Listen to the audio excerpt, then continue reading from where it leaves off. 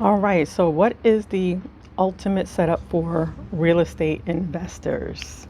A lot of people will ask me that because they want to make sure that they're protected, and there's a lot of misconceptions. So, we're going to go over some things, and I'm giving you the advice that I took and actually implemented from my trust and estate planning attorney. If you're interested in the actual trust and estate planning virtual event, which is tax deductible, go ahead and click the link in my bio. It's August 19th. I suggest you don't wait because as we get closer to the date, it will fill up, okay? And there is a limit to how many people we are going to be able to sign up. So if you own multiple properties, okay, multiple properties, your best bet is to have an LLC for each property. And when I say an LLC for each property, I don't mean purchase the property in your name and then form an LLC for that property. The LLC must hold a title and deed to the property, okay? The LLC must actually own the property, not you. Because if you own the property and then you open an LLC for said property, if someone sues you, that property is up for grabs when it comes to a lawsuit. Okay, because it is owned by you technically. So you need to actually form an LLC for each property. Not only that, if someone sues that property, let's say a tenant slips and falls, whatever have you, pass homeowners insurance, they now cannot go after any other properties because they're owned by separate entities, okay? Nor can they go after you for any of your assets. So it limits the liability for your asset and it protects your other assets from any liability of that asset. Now, once each property is in its own LLC, and you can LLC in the state under which your property is, if you own multiple properties across multiple state lines, as I do, okay, then all of those LLCs under which they actually hold the property, the properties, right? Each one has its own LLC that owns it, not under your name, is going to be held under a holding company. Okay, we talked about holding companies before. They don't have any operations, they just hold the assets, okay? That holding company now should be placed under a trust, preferably an irrevocable trust, because it provides way more protection than a revocable trust. Now, a revocable trust has more flexibility. If you need to buy and sell assets, etc., there's a little bit more access that you might have, but the goal ultimately is to control and not own, but still have the benefit. Okay, it's still under your trust.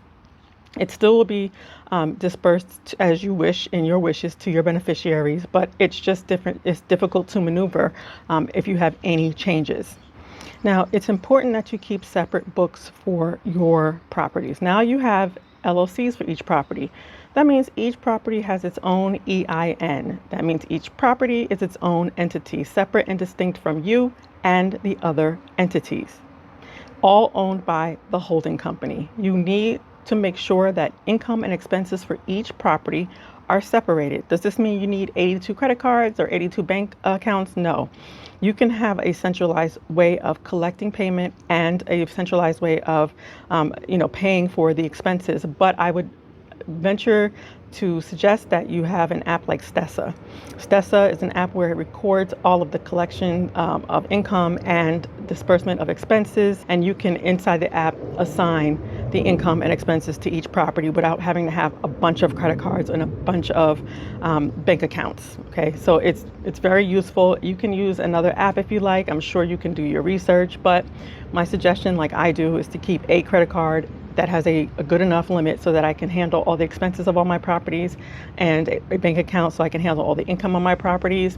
And then I use an app like Stessa that actually links to that account, and it records by syncing that account, and then I can assign on a periodic basis, so I don't lose track of each expense, to the property inside the app. Now let's talk about management, right? A lot of times people will create a management company per property, and it works if you just have one property. But if you're growing your portfolio, it's just more paperwork than necessary, in my opinion.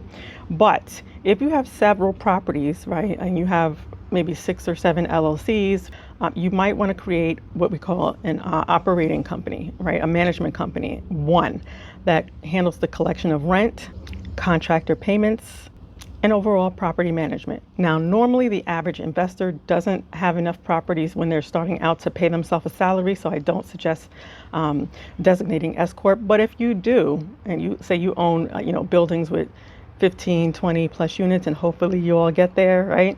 Then you can designate S Corp and pay yourself a salary. This in turn lowers self-employment tax. You can also charge management fees. Again, it's not necessary if you have one or two properties. I think there's a lot of paperwork that goes into it, but you definitely should start LLCing each property as you grow your portfolio. If you want more information, go ahead and click the link in my bio to join the Trust and Estate Planning webinar. Also, I have slashed the Tax Strategies Mastermind to $14.97 from $29.97, limited time only while slots are available. So go ahead and click the link in the bio to join. It is tax deductible. It is for business owners, real estate investors, content creators, gig workers, 1099, and all the good stuff.